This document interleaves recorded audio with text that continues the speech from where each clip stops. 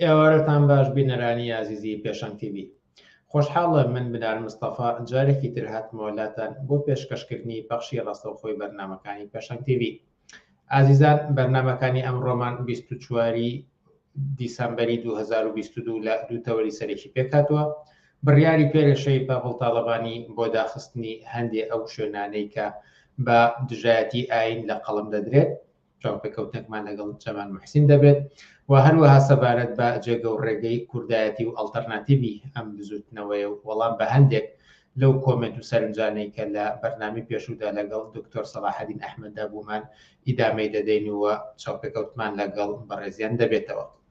ئێوەش دەتوانن بە سەرنج و پرسیار و تێبینیەکانتان بەشداری بکەن. لەگەڵمان بن بۆ بەرنامەکانی ئەمڕۆمان.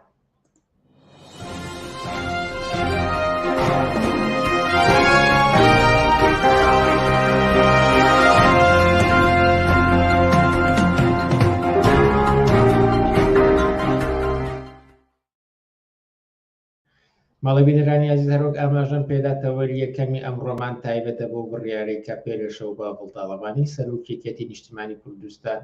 بڕیاریدا کە ئەو یانە شەوانانەی کە لە سەرچنار و شاری سلەیمانی بوونیان هەیە دابخرێن، لەبەرەوەی کە ئەمە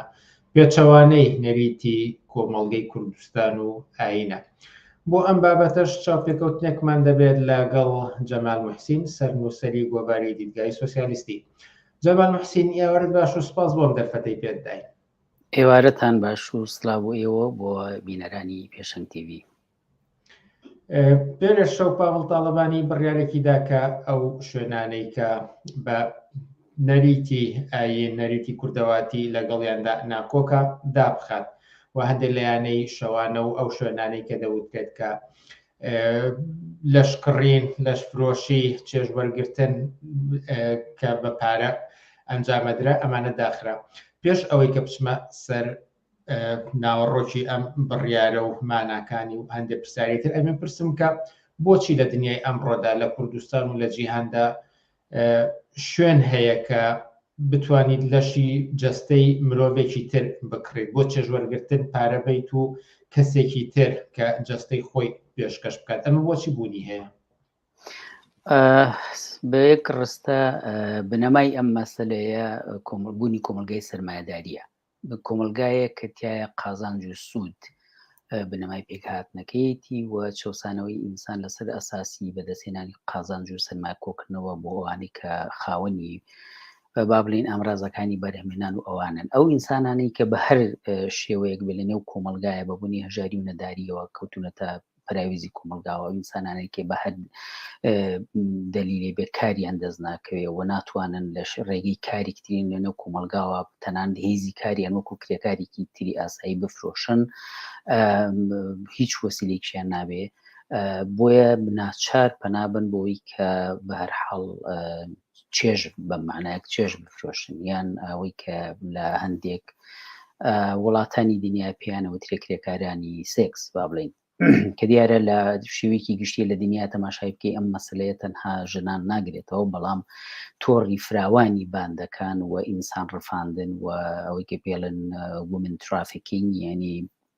ڕفاندنی ئینسان لە کۆمەلگا هەژارنشینەکانەوە بۆ جێرگی وڵاتانی پیشەسازی و پێشکەوتوو، لەوێ پیشەسازی زۆر گەورەی لەشفرۆشی تەنان پۆرنۆ بەڕێکخراوە، یعنی بۆیە قوربانی یەکەمی ئەمانە ئەم دیاردەی کە ئێمە لە زمانی کوردی پێڵێن لەشفرۆشی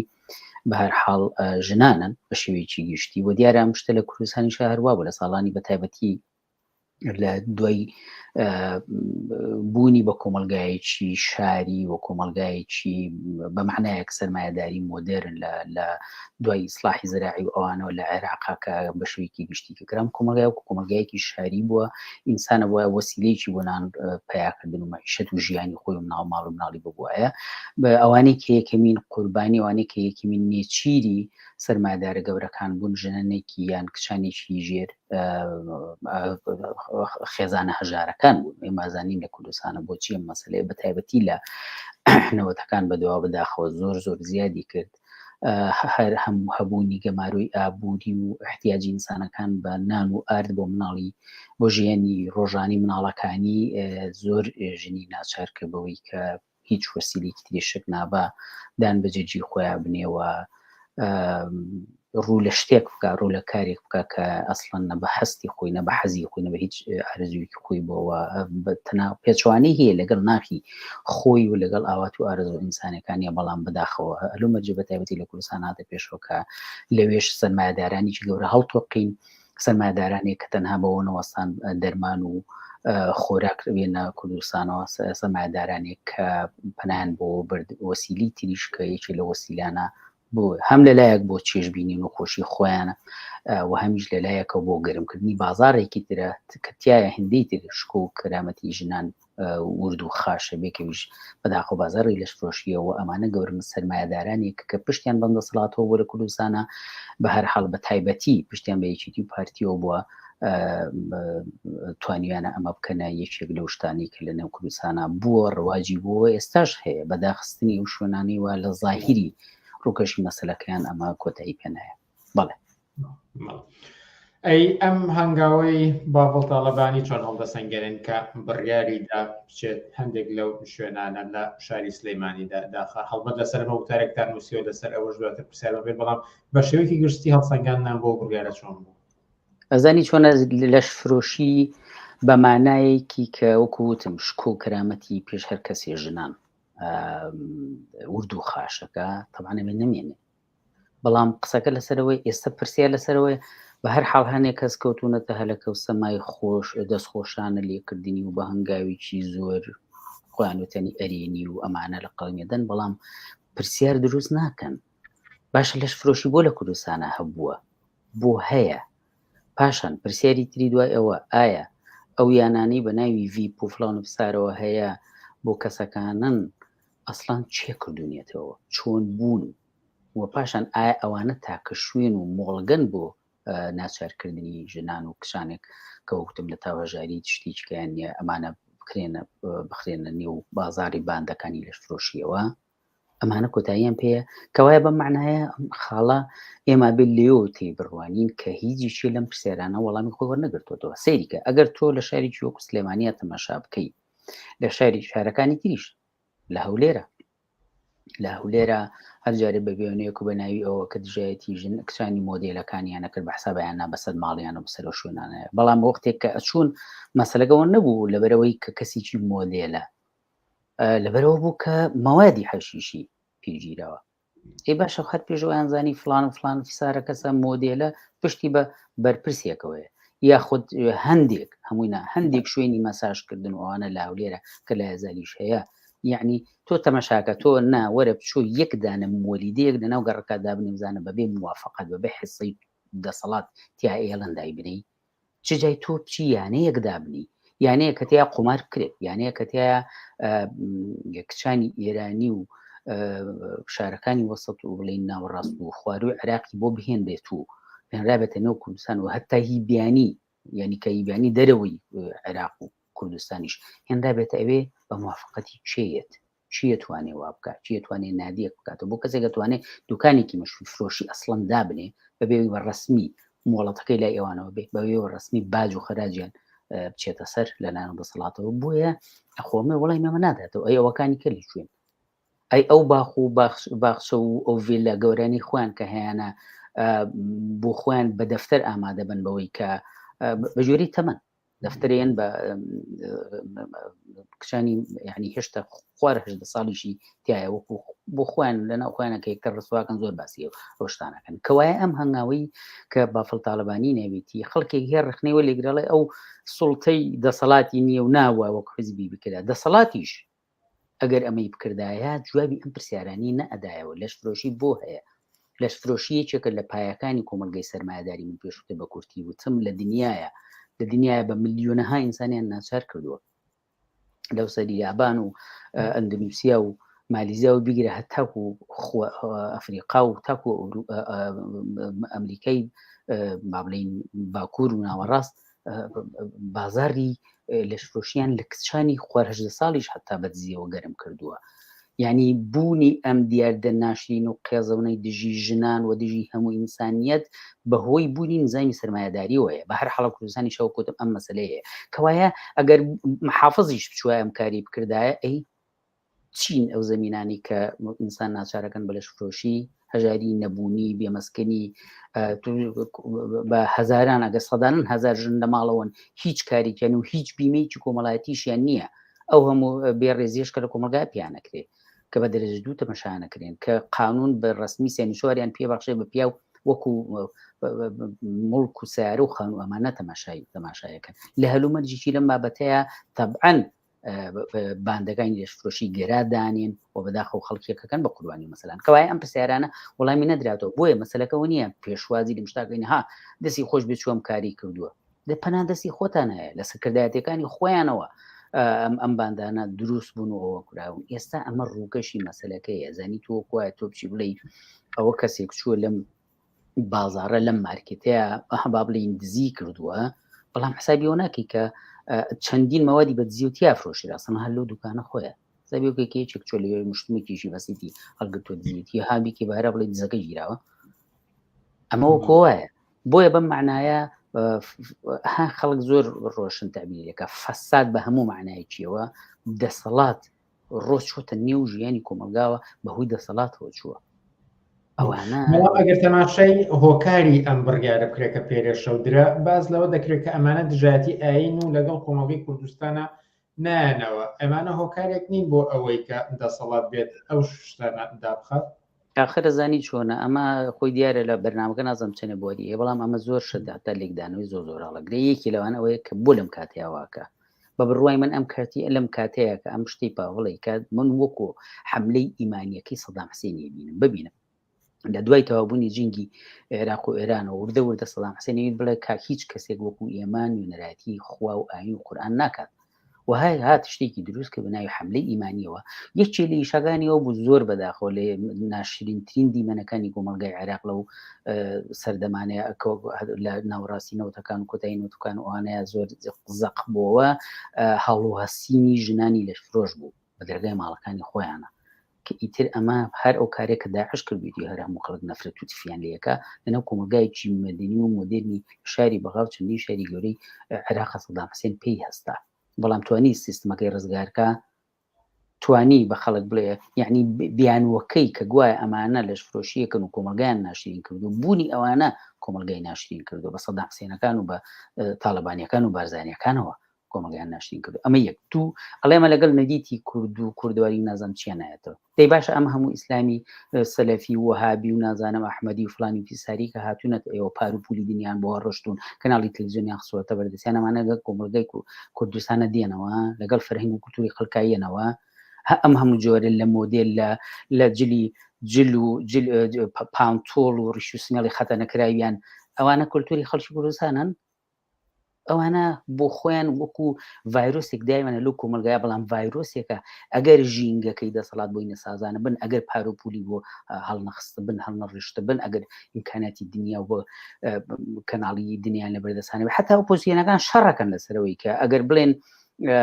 دژی دەسەڵاتەوەستنەوە کامیان باشتر باوشەکەنەوە بۆ مەلاکان من مەلای ئیسلامی سیاسیەڵێم بانخوازی ئیسلامی سیاسیەڵم کەسێک بە خۆی باوەڕی بە پەروگرامی قورئانەی وچی پیادەیەەکە لە ژیانی شخصی حەقی بەسەر خەڵکەونیان بابەتێکی ترە جیاوازە بەڵام وەختی تێکەڵە بێ بە کۆمەلگا وەختی تێکەڵە بێ بە سیاست وەختی تێکەڵە بێ بە پەروەردە وەختی تێکەڵە بێ بە خوێندن وەختی تێکەڵە بێ ئەچێتە نێو جومگەکانی دەسەڵات و دەوڵەت و قانون و یاسادا ڕشنەوە ئیتر ئەمە ئەو جۆرە ئەوە نییە کە کەسێکی وەکو دایک و باوکی من یا کەسێککە چ پیادەیەەکە بۆی بە معنایە ئەگەرەوانیانە بڵێن لەگەڵ کورد و کولتوری خەڵکە نامۆیە بوونی خانەکانی داعش کە هەر دوێنێ پێرێ مجموعەیەکیان لێکەش بوو لە سلێمانی جیران یعنی بەڕاستی ئەمانە کولتوری و کۆمەلگا خوێنخۆری ئیسلامی تایە ئەگەر هەلومەرجێنە بێ ئەی باش خۆ هەر و داعشاوان بخوان دوێنێ پێرێ لە کاتی شەڕابوون لەلایەک شاریان تەسلیمەکە لەلایەکش لەم لاوە دزەی نەوتەکە ئەوان بە خاکی ئەمانە ڕۆژ بۆ ئێرانی تورکیا ئەم قسانە بۆ خەڵک قیمەتی نییە بەهای نییە کللتوری خەڵک پارێزرا و کولتوری جوانی شاری سلێمانی پێکە و ژیانی خەڵکە بینەکەنەوەی لەو هیچ کەسێک لەو شارەیە لە شارەکانی تری کوردستانە جیاوازی و فەرقیان لەگەڵ یەکا ببێ ئەوە کولتوری جوانی ئینسانیە ئەوان بەڵام هەمیشە کە دەست برن بۆ شتێک بێ پاساویان بەدەستەوە بێ سەرچناری ناشرین کردووە زۆر ڕاستە سەرچنارەکەی جاران نەبوو کە تۆ چوی بۆ دڵت دەگیرا نە لەبەرەوەی کە پێ وایە ظاهریکی ناشنێ ئەدبینی بە بەر چاوتە ئەو کچۆڵانە ئیستغلال دەکرێن باندی مافیەکانە ئەو شەوە تەسلیم بەسێ چوار پیاویەکە لەگەڵ یا بخەوێ هێشتا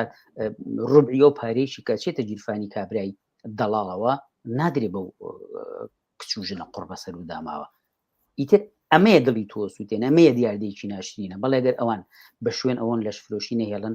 بابڕۆن دەست پێ بکەن لە بنەوە دەست پێ بکەن بابڕۆن ئەو چەند لە ئیدامەوە ئێوە دوێنێ وتارێکتان نووسی بوو کە بۆ ئەوەی کە لەش فرۆشی نەمێنێت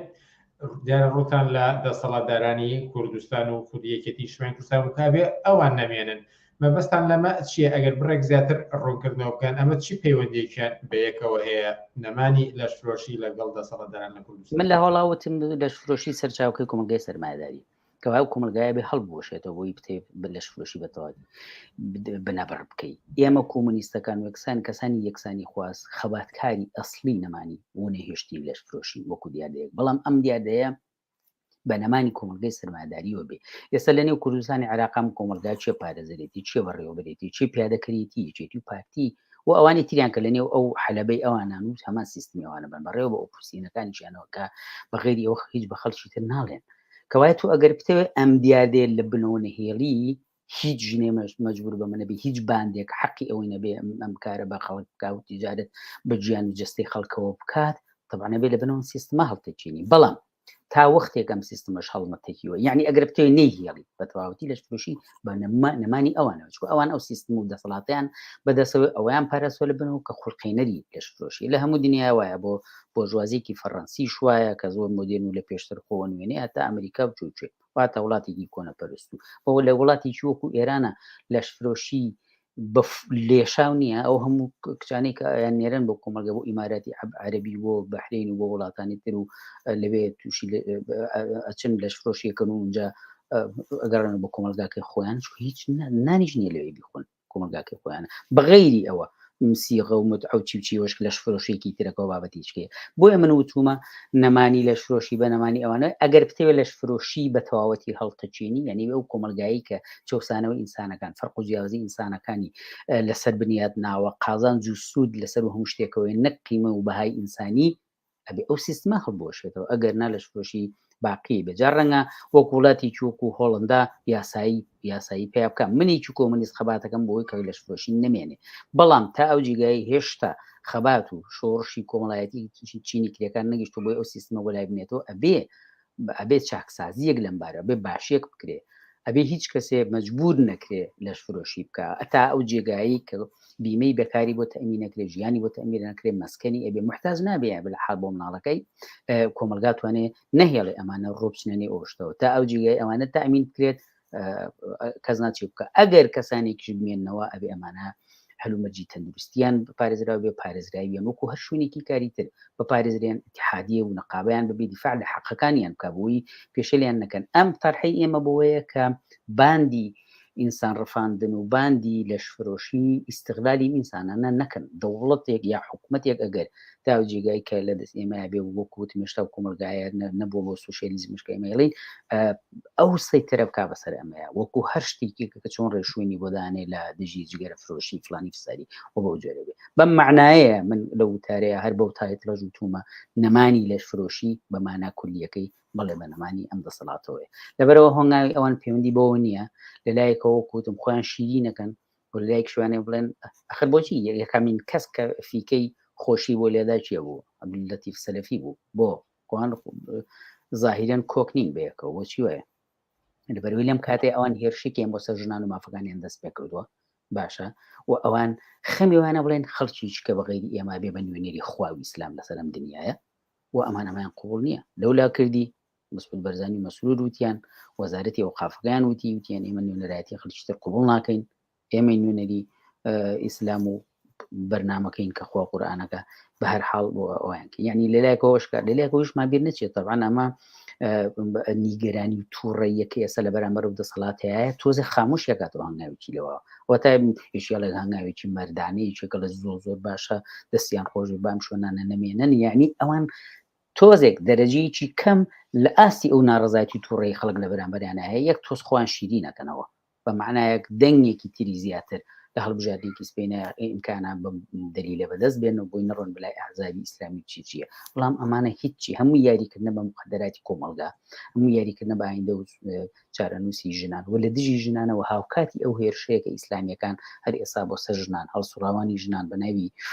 داواکارانی یاکسانی جیندری ئەوانە دەستیان پێ کردووە و ئەمانە بەشێکن لەو هەنگاوانە بۆیە بە معنای حملەیەکی ئیمانی. جەمال محسین سەرنووسەری گۆڤاری دیدگای سۆسیالیستی زۆر سپاس بۆم دەرفەتەی پێداین و لە بەرنامەکانی ئەم شەوی پێشنگ تیڤیدا ئامادەبوون. دەستان خۆش پێ و ماندوونە سپاس بە ئێوەش. زۆر سپاس. ئازیزان وچانێک دەدەین و پاشان لەگەڵ دکتۆر سەلاحەدین ئەحمەد داوەتوی جێگەورەگەی بزوتنەوەی کوردایەتی و ئەڵتەرناتیڤی ئەم بزوتنەوەی وەڵام بە هەندێک لەو سەرنج و تێبینیانەی کە لە بەرنامەکەی پێشودا هاتبوو داوەتوێ دەکەین وچانێک و دەینەوە لاتە.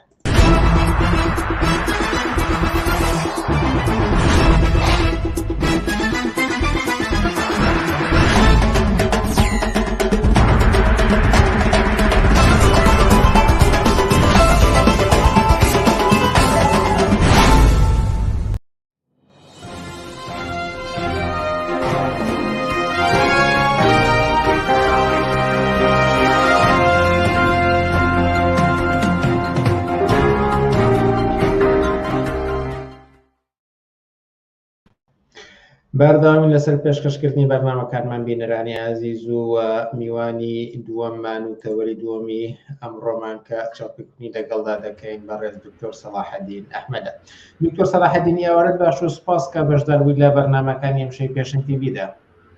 زیان باش زۆر سپاس بوویەوە.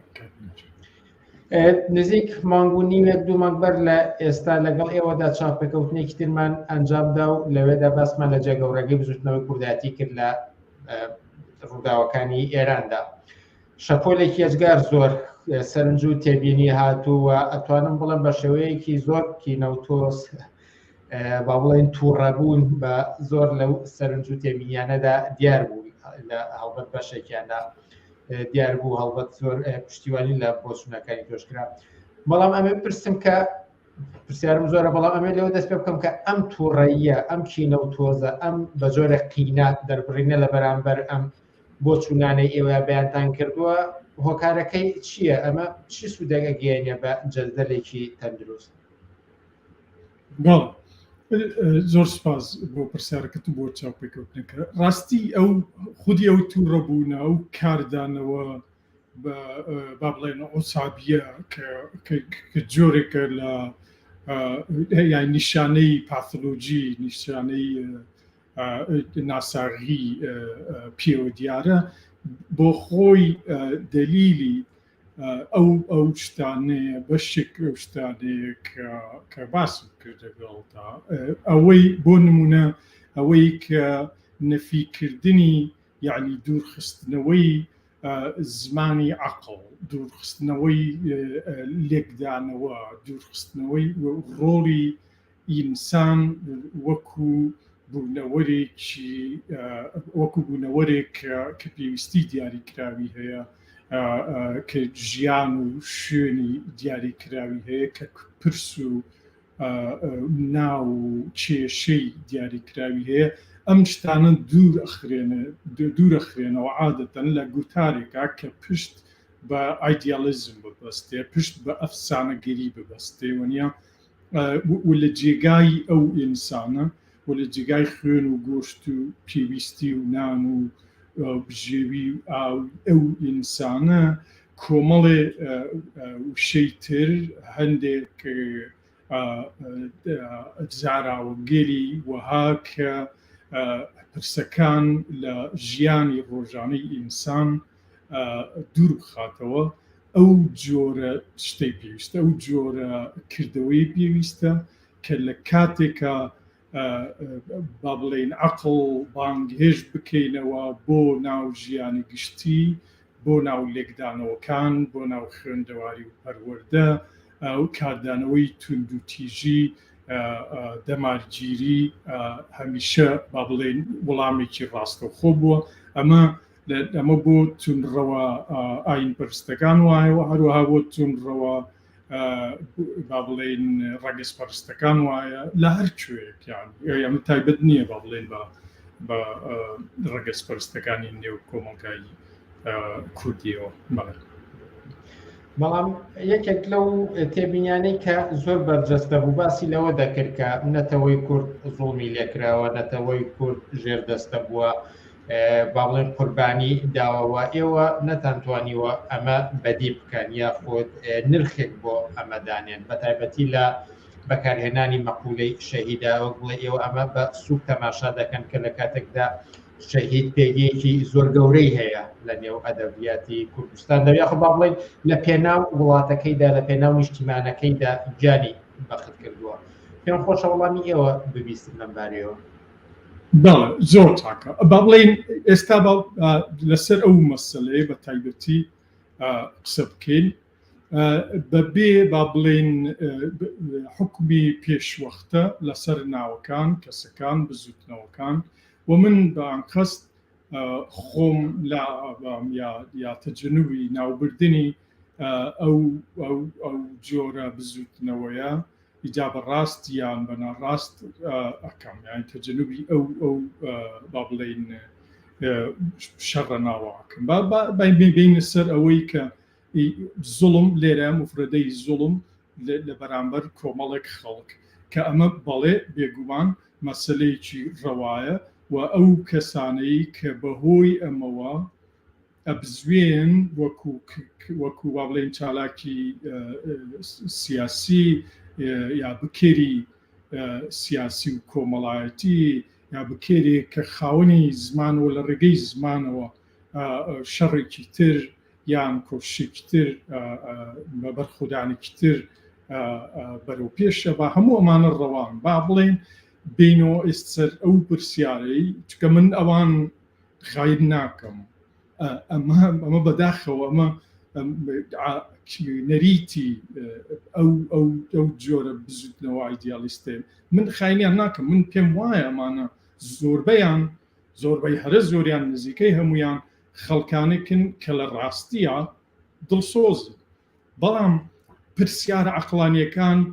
هەر پرسیارە عەقڵانیەکان نابن بە شتێکی تر و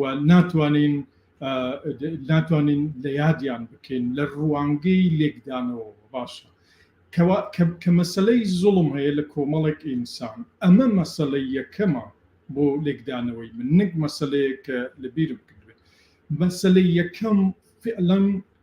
ئازار و ئەشکەنجەی ژیانی ڕۆژانەی خەڵکە لەو ناوچە. باشە با ئێستا پرسیارەکە هەڵبجێڕینەوە، با بڵێن لە دیدگای دوژمنایەتی کردنی خەڵکی کوردستانەوە با بڵێن ئەگەر هێزێکە بێ لەناو ڕژێمێکا وەکو ڕژێمی ئێستای جمهوری ئیسلامی، با بڵێن هێزێک قۆڵێک باڵێک کە زۆر تونڕە بێ زۆر بە تایبەتی دژە کورد بێ زۆرتر لە باڵەکانی تریش، با بڵێن ئەم باڵە کە دانیشن بیر لەوە بکەنەوە چۆن قەتڵ و عام جێبەجێ بکەن بەرپا بکەن لە کوردستانە، یعنی ئەم پرسیارە ئاخەنەوە باشە چۆن سەیرەکرێت لە ڕووی عەقلیەوە، با بڵێن ئەمە عەبقەریەتی ناوێت کە ئەگەر ئەم گروپە بۆ نمونە پێشنیاریەوە بکەن کە هێزەکانی دەوڵەت بکێشە بەسەر خەڵکانی کوردستانە و قەتڵ و عام ئەنجام بدات، پەی بەوە ئەبن کە بەهۆی ئەوەوە کارێکی وا کات کە هاوسوزی میلەتانی تری ناو ئێران، خەڵکانی تری دانیشتوانی تری ناو ئێران، ناوچەکانی تری ئێران زیاتر بێ بۆ خەڵکی کوردستان نەکەمتر، و ئەمە شتێکە بێت تا ڕادەیەک بە زەرەری پرۆژەکەی ئەوان. بەڵام ئەگەر دەنگێک بێت بڵێت باکارێکی وا بکەین کە گوایە بزوتنەوەیەکێ لەناو کوردستانە کە داوای جیابوونەوەکەوە بزوتنەوەیکی چەکداریشە و داوای جیابوونەوەکە لە ئێران، لەم حاڵەتەیە ئێمە ئەتوانین نەک هەرڕەوایەتی ئەو پەلامارە بەدەست بێنین، بەڵکو پشتیوانی زۆربەی خەڵکی ئێرانیش بەدەست بێنین. بۆ چکە زۆربەی خەڵکی ئێران یا لاانەی لە تەسەوری ئەوانەوە بێ، لەوانەی بەشێکیشی ڕاست بێ کە خەڵکێکی زۆر لە ئێران وەکو خەڵکانی هەر شوێنێکی تر هەر دەوڵەتێکی تر پێیان خۆش نییە وڵاتەکەیان پارچە پارچە بێت و پێیان خۆش نییە با بڵێن ئەوە دروست بێت و دوژمناتی و هەڵوەشاندنەوە و فۆزات دروست بێت لە تەسەوری ئەوانەوە باشە. ئێستا ئەگەر ئەمە وابێت کەوابێ ئەگەر با بڵێن هەرە و گروپە ئەگەر شتێکی وایان بەرپاکرد کە بڵێن لە ناو خەڵکی کوردستانە لە ناو ناوچەی کوردستانەوە بۆ خۆی بزودنەوەیکی وایە داوای تەجزیاکە و بزودنەوەیکی چەکدارە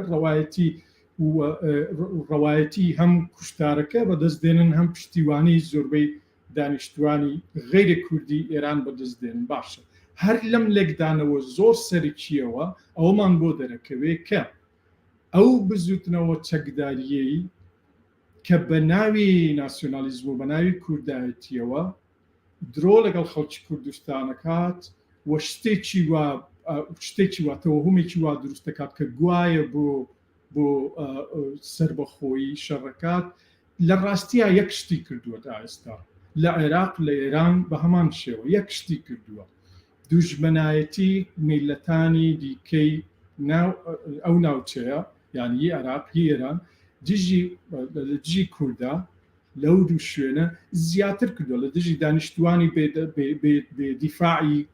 ئەو ناوچەیان نەکەوانی کە لە شاخنی ئاوانی کە بەشێکن لە تیجارەتکردن بە ژیانی خەڵکیەوە یاوانن کە بەشێکن لە مافیاگەرێتی ناوخودی دەوڵەت و دامەزراوەکانی دەوڵەت کەواتە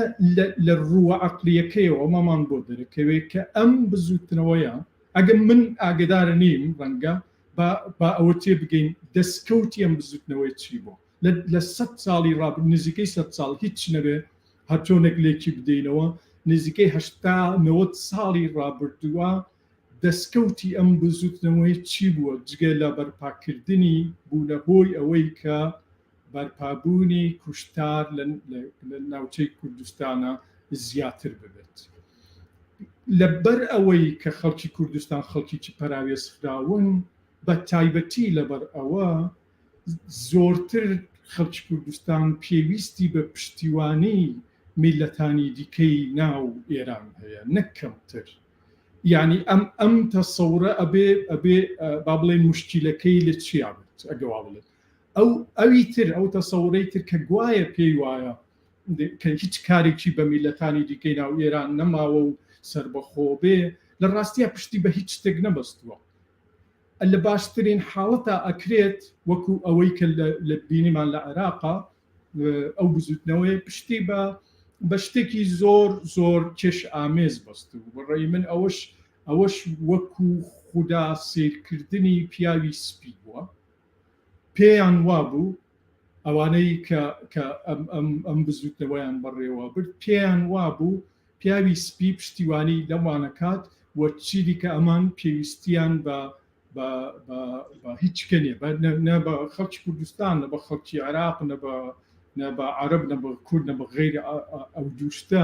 هەمیشە وابوونە ئەمە لە چلەکانەوە لە 1940ەکانەوە ئەم هەڵەیە دووبارە و دەبارە و سەدبارە ئەبێتەوە هەر کەسێکی سپی هەر کەسێک کە لە ئەوروپا یا لە ئەمریکا و چوو بێتە ناوچەکە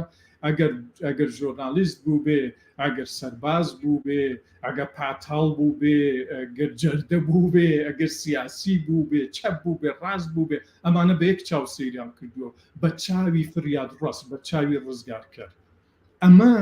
ئەمە کارکتەری داگیرکراوە ئەمە کارکتەری کەسێکە کە لە ناوەڕا کۆلۆنیال کراوە و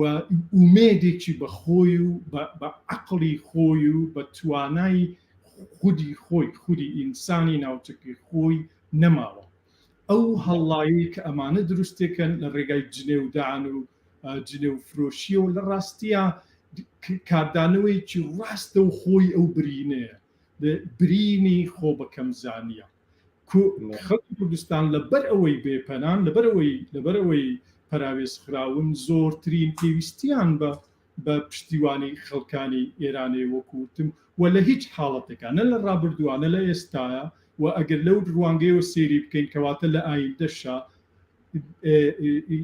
خەڵکی ئەوروپی نە سیاسی نە خەڵک و خەڵکی ئەوروپی ئەمریکی نایەت خەڵکی کوردستان ڕزگار گەشتی وانە ئەمە تەوەهومێکی زۆر خەتەرە و هیچ پەیوەندیکی بە واقع نیە. پاشان لەوەش گرنگتر بەڵام ئەمەیان شەرح ناکەم لە بەرکاتەکە ئەوانەی کە ئەم جۆرە قسەیاکەن لە ڕاستی ئەوەی کە گوایە بەحسابی خۆی ناسیۆنالیستەوانە ڕاستیە هیچ تێگەیشتنێک هیچ ئاگاییەکی لەو کایەیە نییە لەو بوارە نییە کە پێوترێ پەیوەندیە نێونەتەوەییەکان. ئەگەر هەر سەیرێکی سەرپێیی پەیوەندیە نێونەتەوەییەکان ئەگەر کەسێک تەنها کۆرسێکی یعنی ئینترۆداکشن هی سەرەتایی لەسەر پەیوەندیە نێونەتەوەییەکان وەرگرێت تێگات کە لە ڕاستیە ئەو تەسەورە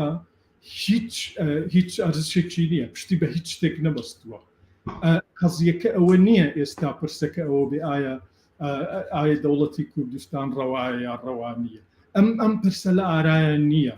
یعنی بەرەوە ئەوە ئەمانە خەریکی دروستکردنی تەوەهومێکی وان کە تەنها خوێن ڕشتنی بەدواوێ بەداخەوە. ئەوش بەسەر بابەتێکی هەڵبەت سەبارەت بە سەرنجانی کە هاتبوون هەر لە پەیوەند بە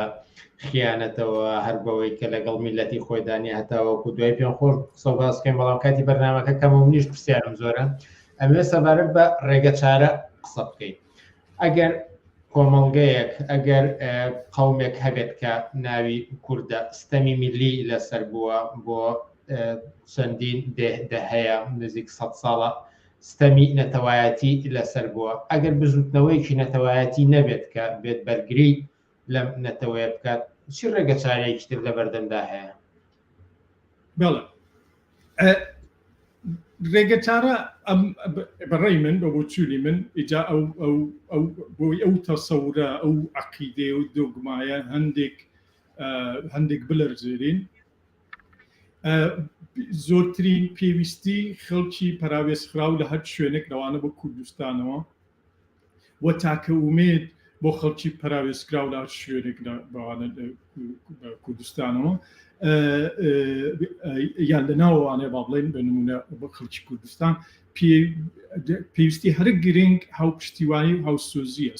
سۆلیداریتی خەڵکانی لەو شێوەیە ئەوەی کە ئەم جارە بینیمان بەڕۆی ئەوەی کە ئێستا بەردەوامە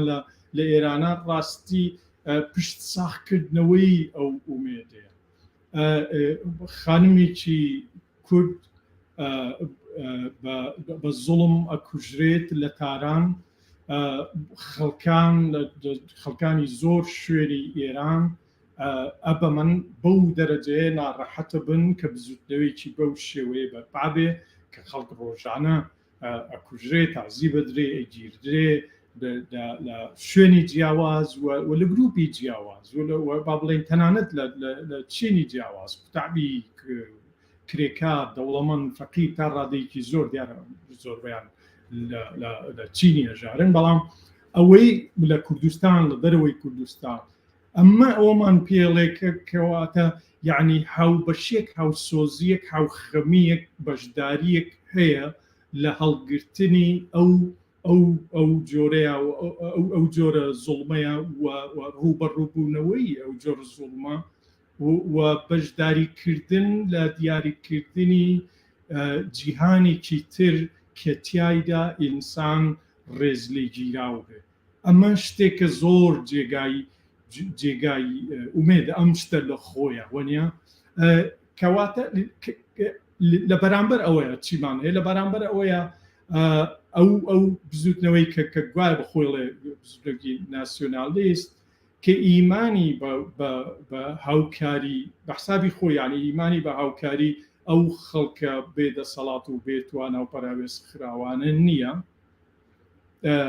لە دەرەوەی کوردستان بەڵام لە ڕاستیە ئیمانی بە خەڵکی خوری کوردستانیش نییە کە پەراوێزخراون تاکە گرێوی لەسەر وەکوتم لەسەر شتێکی ترە لەسەر هاوسۆزی لەسەر بەدەستێنانی متمانەی پیاوی سپیە کە ئەمە گرێوێکی ینی خۆکوژیە لە ڕاستیە ئەوە گرێوێکە تا ئەو پەڕی تەسەورکردن ینی داگیرکراوی پێوە دیارە کەسایەتی داگیرکراوە بە کورتی ئەو تەنازولانەی کە هەر بزوترەوەیکی کوردستانی کە ناچار ئەبێت بیکات بۆ هێزەکانی دەرەوەی هێزەکانی ناوچەیی و هێزەکانی ڕۆژاوا و یا رووسیا یا شوێنێکی تر ئەو تەنازولانە زۆر زیاترن لە هەر تەنازولێک کە ئێستا هەر خودی ئەو بزوتنەوەیە بیکات یا هەر مساومەیەک بیکات بۆ ئەوەی کە ئەو متمانەیە ئەو هاوسۆزیە زیاتر بێت دوجار ئەمە شتێکە یعنی وەنی ئەمە پەیوەندی بە تەسەوری منەوە نییە شتێک قسەیەک بێ من تۆ دروستمان کرد بێت لەم بەرنامەیە بۆ نمونە کوردستان بەشێک نییە لە ئایسلند کوردستان بەشێک نییە بۆ نمونە لە باشووری ئەفریقیا کوردستان بەشێکە لەو شوێنەی کە ئێستا تیاتی وە ئێستای 100 ساڵێکە 200 ساڵێکە هەر چۆنێک سەیری بکەین ناچارە ئەو خەڵکی ئەو ناوچەی ناچارە بێکەوە بژین و ناچارە ڕێگایەک بدۆزنەوە کە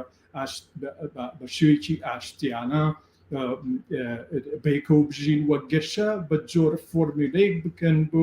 بۆ بەڕێوەبردننی ژیانی سیاسی و ئیداری کە جێگای هەمووانی تیا ببێتەوە ئەم ئەزمونە تا ئێستا فەشەلی گەورەی هێناوە بەڵام ئەو فەشەلە هەر هەمووی خەتای یەک گروپی دیاریکراو نییە ئێستا ئەگەر بڵێن ئێمە نەخێر دەست لە هەموو ئەو شتانە شوێن دەست لە ئێران شوێن دەست لە عێراق شوێن هەموو شتانە شوێن وە پشت بە شاخەکانمان ئەبەستین و ئەمە ئەم تەسەورەهینین ئەم تەسەورە بەداخەوەیانی هیچ بەرنامەیەکی نییە بڵێن ئەمەیە قەزیەکەی بۆ نمونە ئەمە بەدیلەکەیەتی لەبەرەوە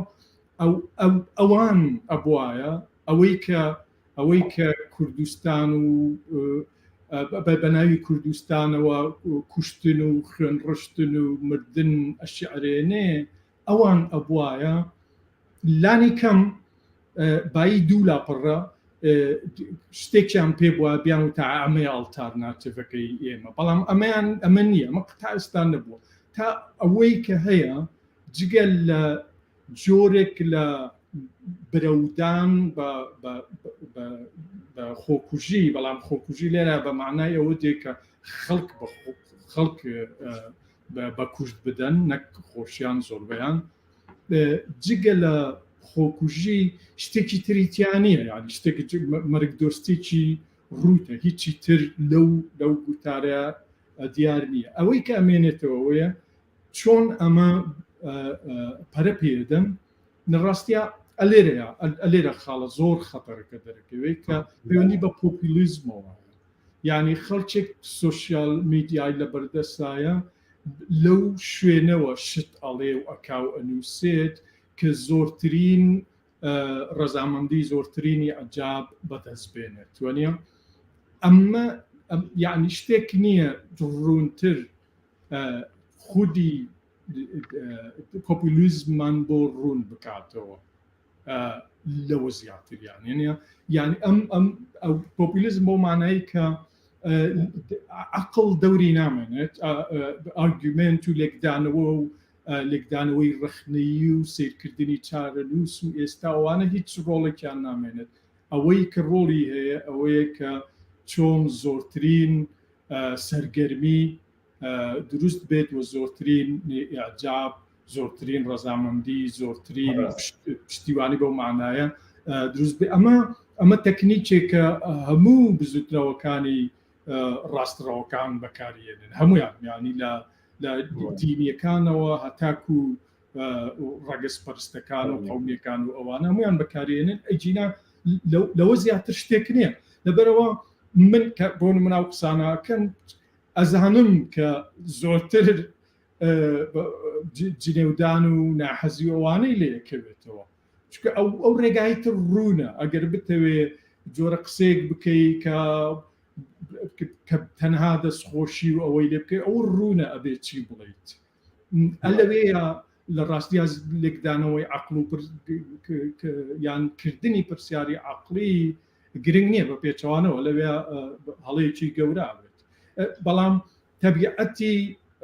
هندك لحقيقتي تاريخي أو هاي كل شونك وأبي بوتريت وعادة لسرتا كاني وجاري وهاي بو 50 ساليش جاري وهاي بو زياتر لراستيها ناحزيد دروستقات برامبر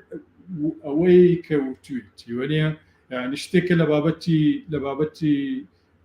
أما بابلين لزانستي شابين يعني يا كوبرنيكوس كالد زوي تختنيا بلكو خردو 100 صالبات نزيكي 200 صالبات تاكو تنانوت كوملغاي زانستي بو خوي يعني زوربي زاناكان بو خويا ريق بدن كشتيشي وابوتريت نا 200 صال اما بو لبروي پێشینەیەکی ئاینی زۆر تۆکمە دژەبیرکردنەوە لە پشت ئەو تەسەورەوەیە کە زەوی تەختە لێرەشە یعنی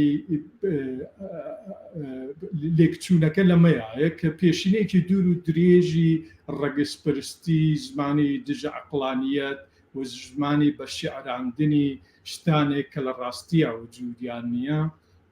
زۆرە و پەیوەندی بە دەمارگیریەوە بە دەمارگیریەکی زۆرەوە ئێستا ئاسان نییە کەسێک هەست پێ بڵێ نەخێر شەهید معنایەکی دیاریکراوی نییە معنای دیاریکراوەکەی کە هەیە و ڕەگە ڕاستەوخۆکەی لە ئاینایە بە شتێکی تر ئەوەی کە گرنگە خەڵکە ژیانی خەڵکە یعنی ئەگەر تۆ بڵێ شەهید من ئەمە حەزەکەم دووبارە بکەینەوە مادام ئەوەندە خەڵکی ناڕەحەت بەڵێ ئەوە بابەتێکی زۆر گرنگ بوو کە زۆر قسە باس بەدای خۆی داهێنا بەڵێ ئەگەر بڵێ شەهید سەروەری کوردستان معنای ئەم قسەیە چۆن ئەتوانێت شەهید سەروەری کوردستان یعنی قسەکە لە شتەکە چییە مەفهومەکە چییە وەنیە هیچ شتێک نییە هیچ شتێک نییە جگە لە یەک دەغدەغەی شعوری شتێکی تر نییە من احتیرامی ئەو شتانەگرم وەکو خۆیان وەنیە باشە لاوانەوە بۆ نمونە تعزێباری خەمباری نازام هەموو ئەم شتانە بەجێ خۆیان ئەمانە مەفروزە هەموو کەسێک کە تۆزێک حەساسیەتی هەبێت وەکو ئینسان ڕێز لەو شتانە بگرێ وەکو خۆیان بەڵام بە دەرلەوە کە باسی پەیوەندی نێونەتەوەیەکانەکەین بۆ نمونە ئەمە پەیوەندی بە ڕێی منەوە نییە ئەبێ ئەوە تێبگەین کە لە ڕاستیان نەخێرەوە هیچ گرنگێکی نییە کە چەندێک خەڵک بە کوش دراوە و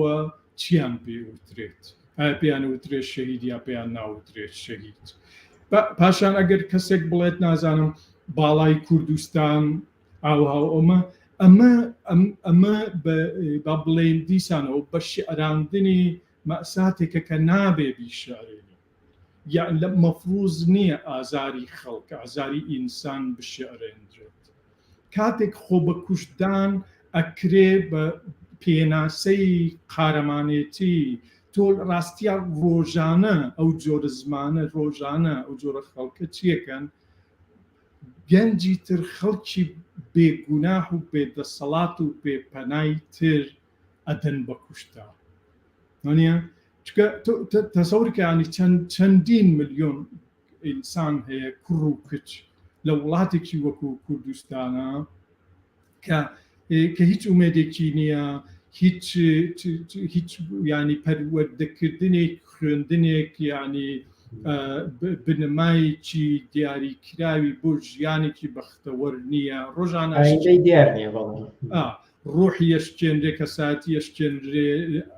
تا دوایی لە پرا شتێک هەیە باشە ڕێگایەکەی بۆ قارەمان بوون ئەمە ئەبینێ ڕۆژانەمە بینێ لەسەر شاشەی تەلەفۆنەکەی کە چۆن ئەوەی کە کوژراوە لە پرا وەکو قارەمان وێناکرێت و بە هەزاران ئینسان بۆ یەگری و شیعرێنرێت ئەمە ئەلێرە ئەمە چیەکەین ئەمە پیشەسازی بە کوژدانە ڕاستیە ئەو گەنجە والەیەکەی لە زۆربەی حاڵەتە کە سەرگەرم بێت و بچێتە دەرەوە خۆی بدا بە کوشتایە خۆی بدا بە زیندانی کردنا و تا ئەبەد بنەماڵەیەک بەدبەختەکەیت و تا ئەبەت برینێک لەسەر زەوی دروستەکەی کە هیچ شتێک بڕی ناکاتەوە، هیچ ئاڵایەک، هیچ خۆرێک، هیچ پاسپۆرتێک ناتوانێت ئەو ئازارە ئەو برینە نەهێڵێت. بۆنێ ئەمە پیشەسازیەکی خەتەرە، لە ڕاستی ئەمە پیشەسازیەکە کە ئەبێ پرسیاری ئەخلاقی لەسەر دروست بکەین. یعنی کەمترین بنەمای ئەخلاقی لە قەزیەکی وایە ئەوەیە کە ئینسان بەو بەڕادەیەک لە دڵە ڕاوچێەوە قسە بکات کە نەبا قسەکانی ببێتە هۆی ئەوەی کە ژیانێک لە دەست بدرێت لە هەر شوێنێک. بەڵام ئەو تەسەورە پۆپیلیستە ئەوەندە حساسیەتی نییە بۆ دەرەوەی خۆی، تەرکیزی وەکو تەرکیزی لەیزەر لەسەر یەک شتە، ئەوەش ئەوەیە کە چەندێک ئیعجاب بەدەست بێنێت. ئەمە ئەخلاقی ئەو جۆرە بزوتنەوە پۆپیلیستەیە لە کوردستان و لە دەرەوەی کوردستانیشیانە. لەبەرەوە لە ڕاستیە من کەمترین فەزای پەشیمانی لەو جۆرە قسەیان نابینم، بەعکسەوە پێم وایە وەکوتم یەک جاریکە دووباراکەمەوە کە ئەو جۆرە تەسەوڕە کە خەڵک بە کوشتەدا ئەوها بەبێ وجدانی مەفروزە پرسیاری ئەخلاقی لەسەر دروست بکرێت. ئەو کەسانە مەفروزە کەمترین بواریان بۆ بڕەخسێنرێت کە وەکو دەنگێک لە فەزای گشتیە قسە بکەن، بە زمانێکی تر مەفروزە ڕەزیل بکرێن و مەفروزە حەماقەتیان و حەقارەتیان دەربخرێت لە ڕێگای عەقڵەوە. دیارە من نەباسی زمانی جلێودان و نەباسی تەشهیرکردنەکەم، بەڵام یەکێک لە ئیشەکانی فەلسەفە ئەگەر معنای هەبێ، فەلسەفە بە معنایکی کۆنکریتی وەکو دوولوس پێمانەڵێ بۆ نمونە، ئەوەیە کە حەماقەت کەشف بکەین، ئەوەیە کە حەماقەت وا کەشف بکەین کە ببێت بە شتێک کە جێگای شەرمەزاری بێت، کە بێتە هۆی شەرمەزاری. ئەو کاتە ئێستا لێرەوە ئەم قسەی بۆ زیاد بکەین، یعنی ئەم نەتیجەی بۆ زیاد بکەین، ئەوەیە کە ئەو کاتە حەماقەت لە فەزای گشتیا کەمترە بێتەوە. ئەو کاتە ئەوانەی کە دوواری قسەکردیرانەیە لە فەزای گشتیا وریاترە بن لانی کەم زۆرتر گوێگرن، کەمتر قساکەن، لانی کەم فێری ئەوە بن کە بخوێنەوە یان گوێ بگرن. چکە من یەکەم جار لە چەند وتارەکەی پێم وا بوو ئەوە ڕەنگە لەبەر نەبوونی توانای خوێندنەوە ئەو شتانە بە هەڵە گەیشت بێ. بەڵام دوای سێرەکەم بە قسەکردنیش بە هەمان شێوەیە، یعنی ئەگەر 2 دقیقە گوێیان لە قسەکانی ئێمە بگرتایی ئەوەی کە تو من کردمان، مەفروض ئەو شتانە بە ئاسانی تێبگەن. من کە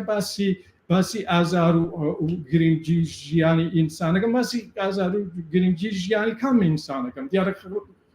باسی ژیانی ئەو خەڵکاکەم لەوەیە کە گوایە ئەم خەمێتی وەنیە. بەڵام کار زۆر کەماوە، هەم لەسەر خەواتی چەکداری، هەم لەسەر بەشێکی تر لەو بۆچوونانەی کە هاتبوون هەتاوەکو ئایندێ بژوتنەوە لە ئێستای ئێران و ڕووداوەکانی دواتردا. هیوادارم بتوانین بەرنامەیەتر ئەنجام دەین بۆی کە تەواوی ئەم بابەتانە تاوتێ بکەین. بەڵام ئەو ماوەکەمەی کە ماوە بیخەمە ئیختیاری خۆتان، ئەگەر بابەتێکی تر هەبێت لەم پەیوەندەدا بە گرنگی بزانن ئاماژەی پێدەن فەرمون بە کورتی. بەڵێ زۆر سپاس، دەست خۆش. ڕاستی هەر ئەوەی کە یعنی یەک تێبینی کورد کە بەشێکی ئەبێتەوە بە بڵێن خەتێنان بە ژێر هەندێک لە شتانی کە باسمان کرد دیسان، ئەوەیە کە لە دەرەوەی ئەو شتێک کە تا ئێستا دروست بووە، با بڵێن 70-80 ساڵی بزوتنەوەیە کە بەڕاستی من نازانم چی پێ بڵێم، بەڵام ئەگەر تۆ پێڵی ناسیۆنالیزم باوا بێت، لە دەرەوەی ئەوە ئێستا پێویستیمان بە شتێکی ترە، پێویستیمان بە دروستکردنی بوارە بۆ لێکدانەوەی عەقڵی بۆ خوێندەواری، و پێویستیشمان بەوەیە کە ئەو پاڵەوانەی کە دروست بۆ لە وێژوەیە بکەوێت. پێویستیمان بەوەیە کە ئەو پێناسێ بۆ پاڵەوان بوون بکەوێت، و پێویستیمان بەوەیە کە شوێنی گرنگی پێدان بۆ شوێنی ڕۆشنایی خستنە سەر بگۆڕدرێت لە شاخەوە بۆ شتی تر وەکو بۆ نمونە دانیشگا زانکۆکان وەنیە مەکتەبەکان بە هەمان معنا شتێک بێتەکایەوە کە لە چەک و بڕنە و ئەم شتانە هیتر بێ کلاشی کۆف و نازانچی و ئەمانە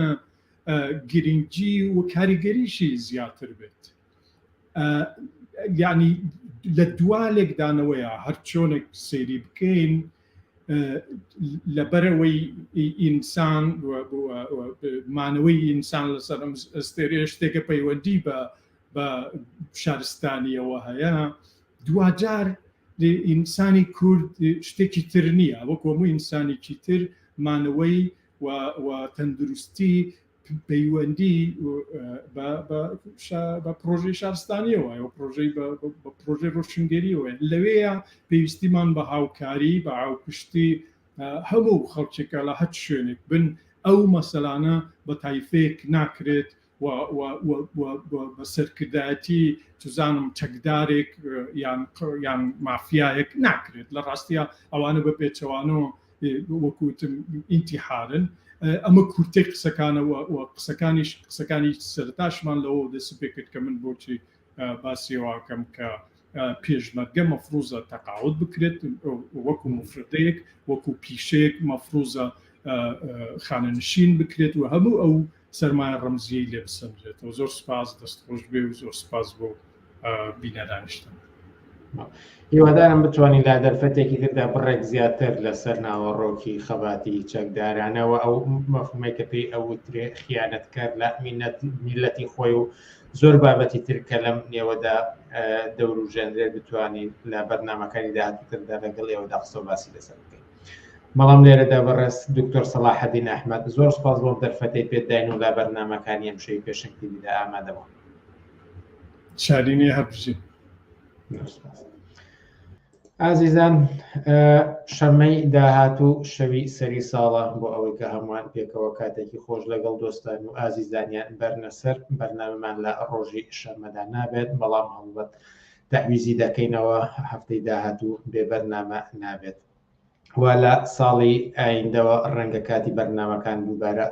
ئاڵوگۆڕی بەسەردا بێت و هەروەکو پێشووتریش هەر سەرنج و تێبین و پێشنیارێک لەلایەن ئێوەوە هەبێت ئێمە لە بەرچاویان دەگرین. لە تویتەر فۆلۆمانکەن لە ئینستاگرام فۆلۆمانکەن لە تیکتۆک فۆلۆمانکەن لە فەیسبوک و یوتیوب سابسکرایبی کەناڵەکەمان بکەن لایکی کەناڵەکەمان بکەن لە فەیسبوک و با دۆستان و ئاشنایانتانی بگێنن. لێرەدا دێینە کۆتایی بەرنامەکانی ئەم هەفتەیەمان تا بەرنامەی ئایندە کاتێکی خۆش بۆ هەموو لایەک و هەر شاد و سەرکەوتوو بن.